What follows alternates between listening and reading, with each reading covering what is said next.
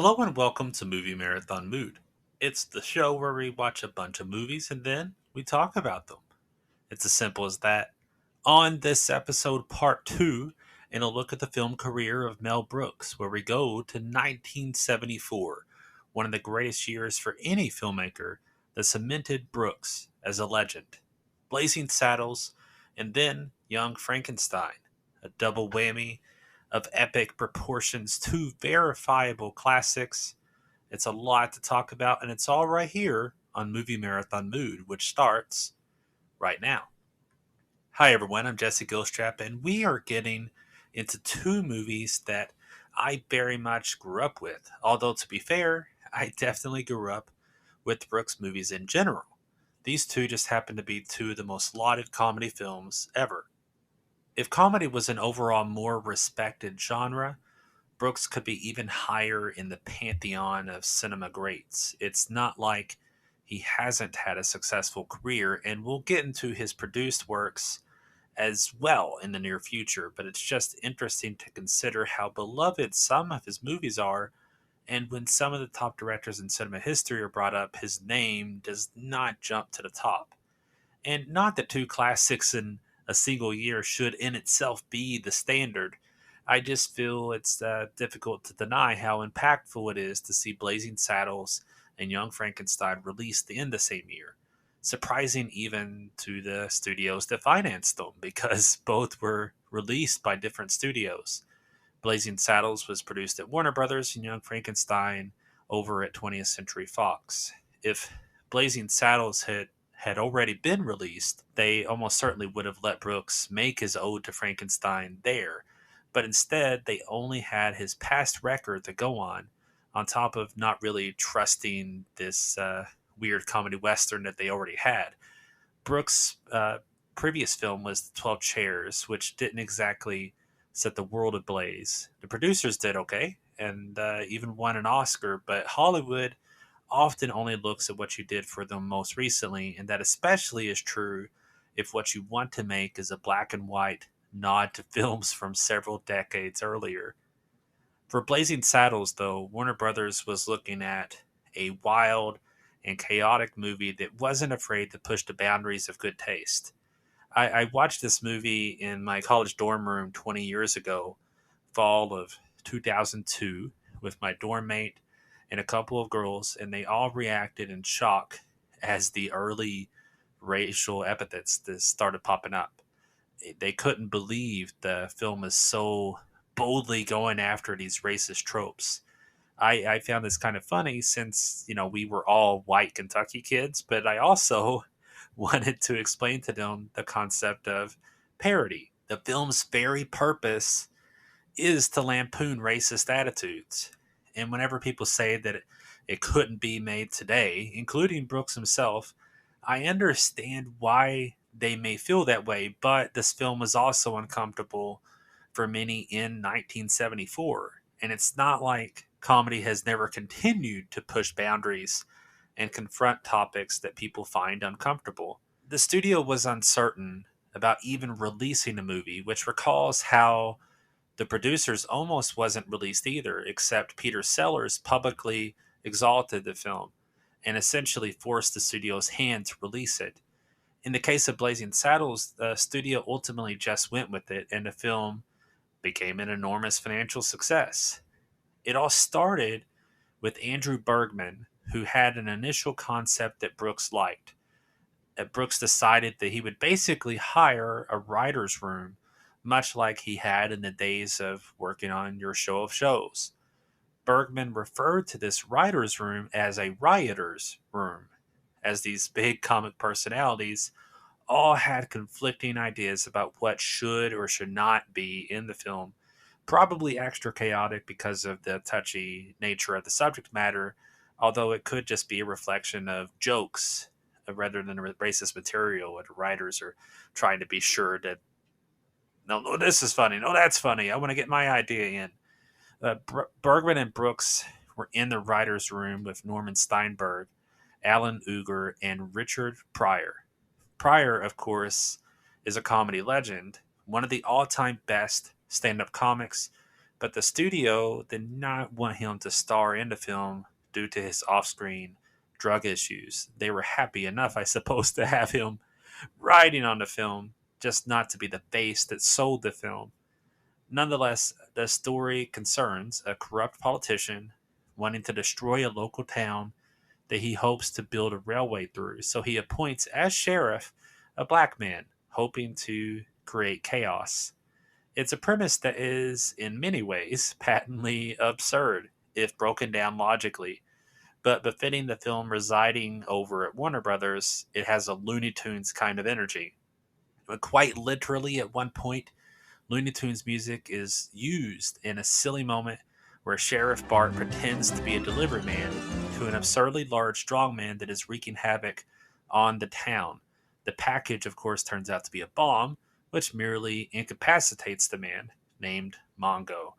Yes, this movie is a big cartoon, and it works entirely. I'm sure it was another potential strike for the film to the studio that it is a Western in an era when Westerns were no longer that hot. But I'm sure audiences of that era also love seeing the past so beautifully skewered. But with the modern parlance and with civil rights issues also being so immediately present too, in the sense of so many volatile events having recently occurred, it had to feel fresh to openly mock racist attitudes, but with panache. And of course, the film is also simply hilarious. Pryor wasn't allowed to star, but John Wayne also turned down the part of the Waco Kid, a co star to the sheriff and a comrade. Wayne told Brooks that the film was too much for his clean reputation, but that he would also be first in line to see the movie.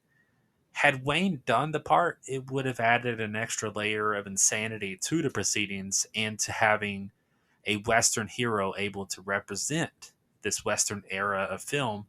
But I think, by not having him in a part, it also opens up the movie to not merely reflecting on, just the Western genre of film.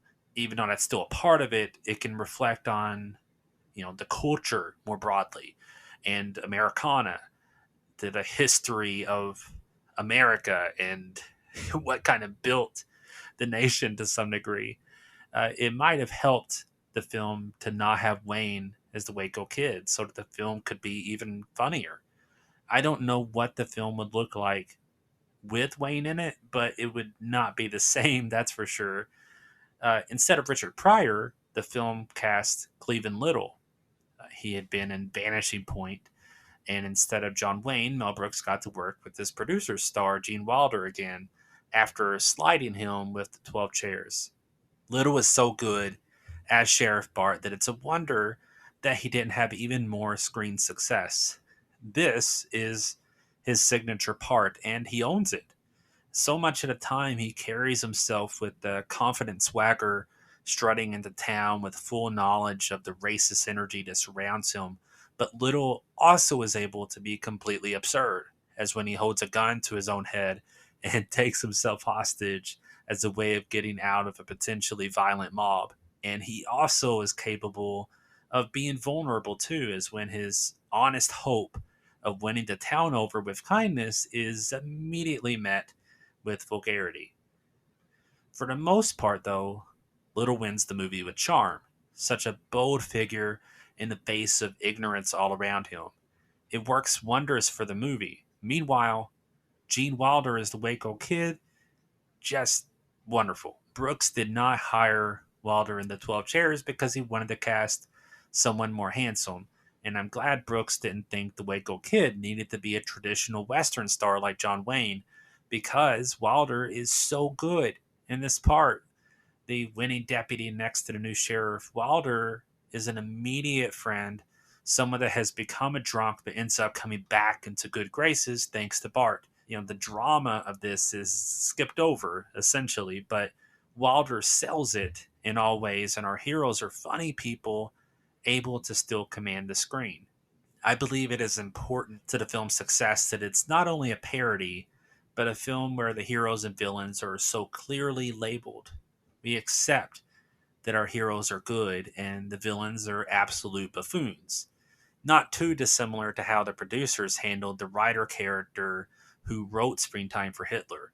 The Nazi man is painted in broad strokes as a ridiculous, silly figure, and the same is true for the lunatics in Blazing Saddles.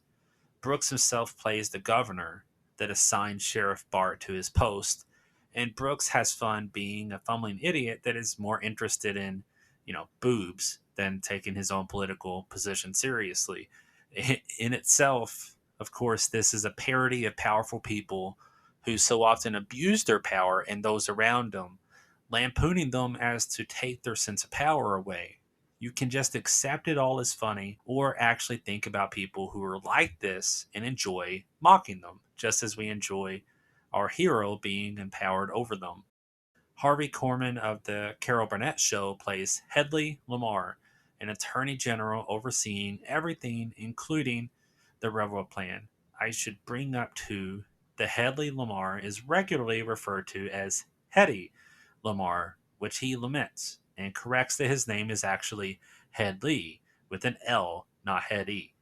This reference is a sticking point potentially to modern audiences, as it's a nod to classic Hollywood star Hetty Lamar. She was a huge name that 1974 audiences definitely would still know, but perhaps in 2022 and moving forward, not so much.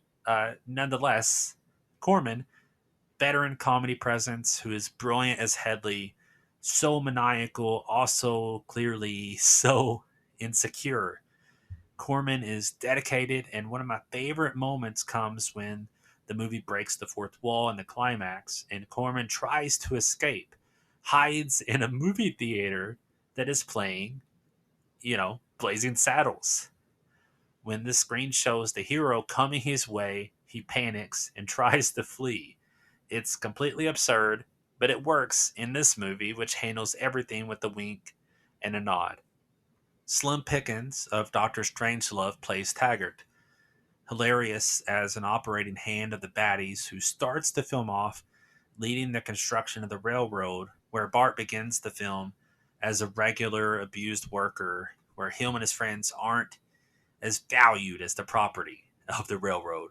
Pickens is terrific, introducing us essentially from the start to the way that these bad guys are in this movie. Madeline Kahn of Paper Moon makes her debut with Brooks here as Lily Von Stupp, a burlesque singer meant to seduce and foil Sheriff Bart, but ends up falling for him herself. Kahn, though, is hilarious, getting a whole stage performance that conveys the character's seductive nature in a surprisingly nonchalant kind of way. Kahn is so good in the film that she was Oscar nominated for her part for Best Supporting Actress, which ultimately went to Ingrid Bergman in Murder on the Orient Express. Kahn is dynamite, though, and she adds dimension to the film's type of comedy. I mentioned on Brooks's first two films that one of the flaws is that the editing doesn't feel right.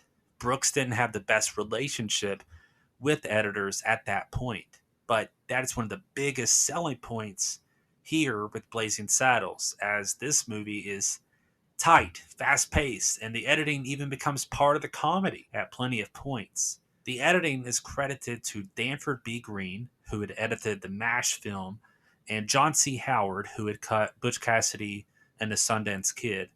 They were already top flight editors, and their work was Oscar nominated for Blazing Saddles, but the best editing that year went to The Towering Inferno, which I have not seen, so I can't really judge it, but it does feel strange for it to be that film in that year.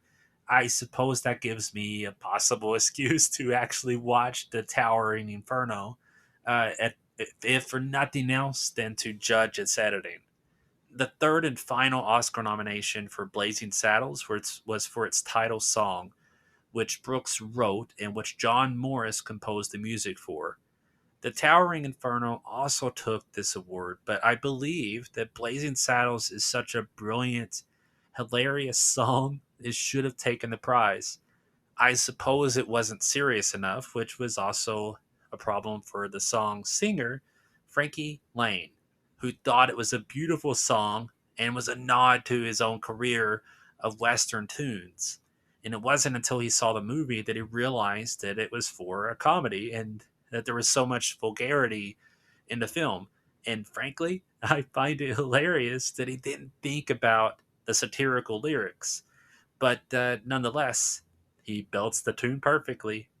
John Morris's score also all around is terrific with a mix of zany and sweeping that fits the energy of the film. Speaking of the towering inferno, however, Joseph F. Brock won an Oscar for cinematography on that film, sharing a credit on it while he also shot Blazing Saddles. Brock had a very long and diverse career. Later, he shot Airplane. The movie has a very good look, honestly, clean, bright, but befitting exactly what this movie is. It's kind of shot in places like a stage show, which, that fits Brooks's style. It's a film where everything falls into place. Brooks's rioting writers' room filled the film with great jokes. The cast has lots of fun with their parts, and everything is fast paced, well made. Furthermore, it happens to be in service of mocking the behavior of racists while never being preachy. It's simply a blast, and I give it an A plus. Which brings us right over to Young Frankenstein. Obviously, Mel Brooks and Gene Wilder were great collaborators. They alleged that they only ever had one fight, which was over the putting on the Ritz sequence in Young Frankenstein, which Brooks argued against. This is especially funny when you consider that Brooks is a huge musical guy, and he had a point of trying to put a musical number in all of his movies. But this film's only musical moment is with this sequence.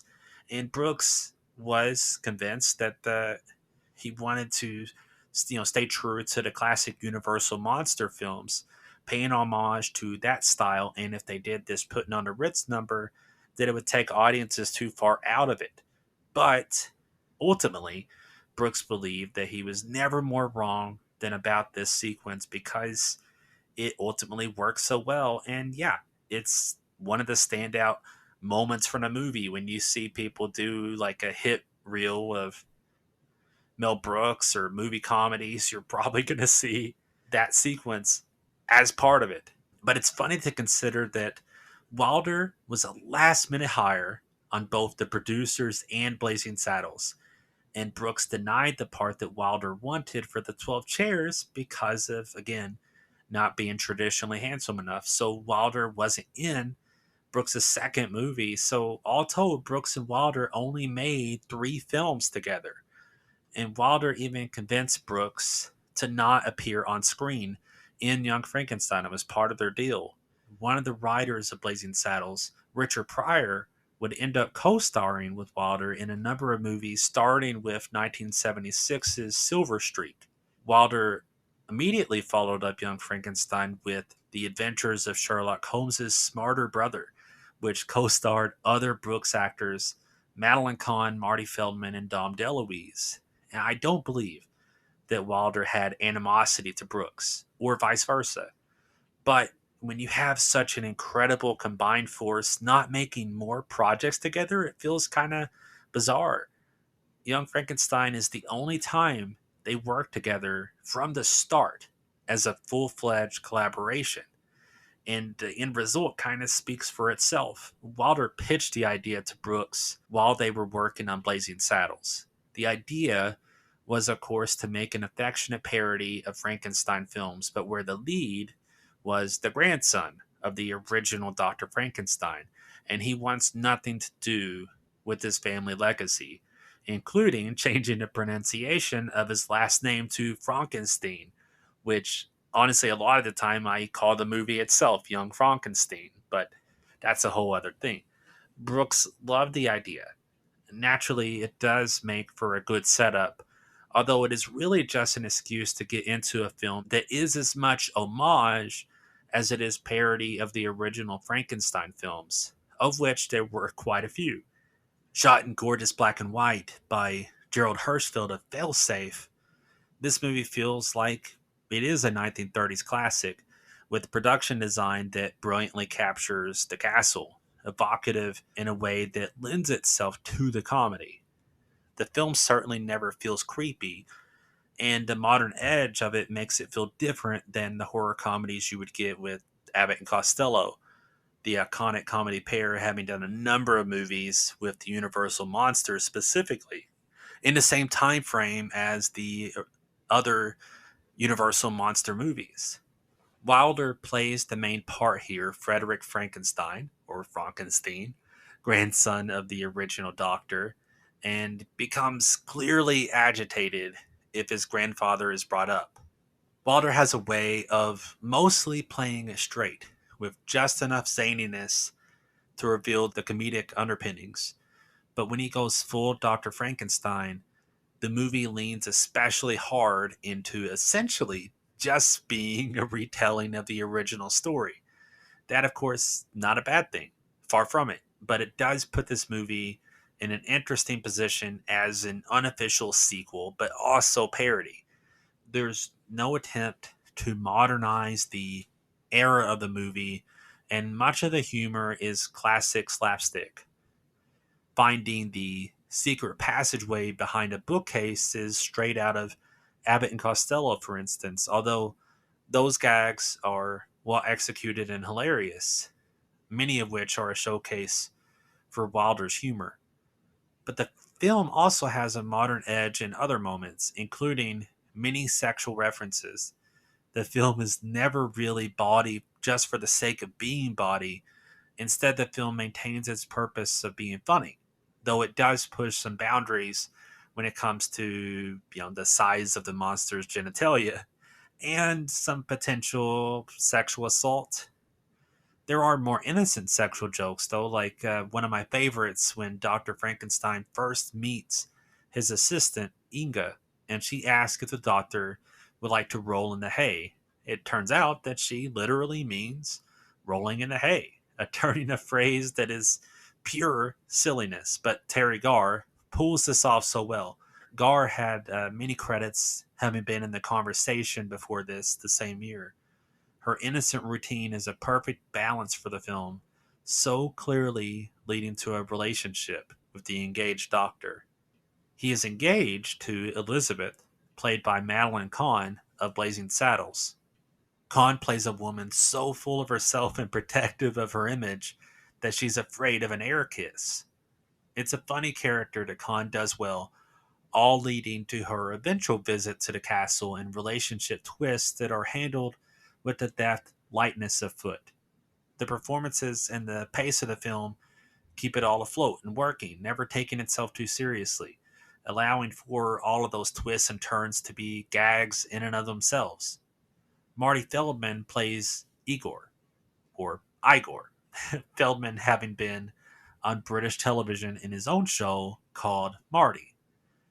Feldman is the person winking the most at the camera in the film, clearly having a great time, with a hunch that moves from one side to the other in different scenes. When the name Frau Blucher is revealed to cause horses to whinny, Feldman is the one who calls most attention to this by poking his head back out at the scene end to just say the name again to hear the horses. Brooks is unafraid to break the fourth wall, and Feldman helps him do this a lot throughout this film. Speaking, though, of Frau Blucher, Cloris Leachman, Oscar winner from The Last Picture Show, brilliantly arch. Running the castle, having worked with Frederick's grandfather, she's kind of used as a device to push Frederick into the work of reanimating dead tissue. It's worth pointing out, too, that this film has so many female comedic presences compared to Brooks's prior, very male dominated films. And that won't really change moving forward, though. But it's great to see in this film. Peter Boyle of the Friends of Eddie Coyle plays the monster, a role that Boyle absolutely commands. He does well at the ambling, groaning, potentially dangerous monster, but the part of him that gets exasperated is some of the best stuff in the film. That includes one of the best moments when Gene Hackman of the French Connection cameos and tries to have a tender moment with the monster. Boyle, however, gets frustrated as the blind Hackman can't really see what he's doing. It's worth also mentioning Kenneth Mars returning from the producers. this time as a local police inspector who adds good humor to the inevitable hunt for the monster by the villagers who don't trust this behemoth potentially endangering their town. Editor John C. Howard also cut this film, which has lots of classic transitions, pace that never lingers, but allows for the right moments to settle. Indeed, this film feels less like a stage show than Blazing Saddles, with a style that's more like the 1930s, which is kind of funny since Brooks later turned Young Frankenstein into an actual stage musical after he turned the producers into a smash, actual Broadway show. But I do believe the atmosphere of a classic on big sets fits Brooks's sensibility quite well, just as it is evident that he's taken his job as a director seriously. John Morris's score doesn't bother calling attention to the jokes either, with definite, classic style and energy. Young Frankenstein was nominated for 2 Oscars, first of which for its original screenplay, which lost out to Chinatown, and the other nomination was for sound, which was lost to Earthquake. It's kind of interesting to me that it wasn't nominated for more, but it was the same year as Blazing Saddles, and comedies don't always get even that much respect. So the truth is, it was an enormous success story, and pairing it with Blazing Saddles gave Brooks license to do pretty much whatever his next go around. I give Young Frankenstein an A+, and yeah, I mean, I knew that before I even started this episode. It's an episode full of classics. What can I say? When we get to part 3, though, of our look into Brooks's filmography, we're going to be seeing what Brooks did with that success, which is to make room for more parody, of course.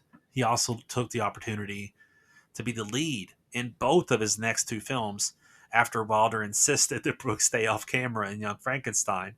Maybe he's making up for not being on camera. I don't know. But in the next episode, we'll be talking about Silent Movie, which is exactly what the title suggests, and then High Anxiety, which is Brooks's homage to Alfred Hitchcock.